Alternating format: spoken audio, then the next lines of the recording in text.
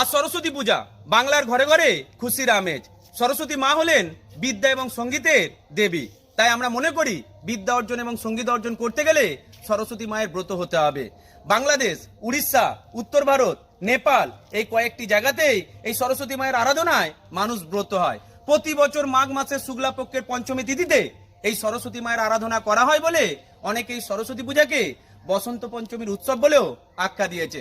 তবে বেশ কিছু মানুষ আছে আমাদের এই সনাতনী আবেগকে আঘাত করার জন্য এই সরস্বতী পূজাকে ভ্যালেন্টাইন্স ডের সঙ্গে তুলনা করেছে।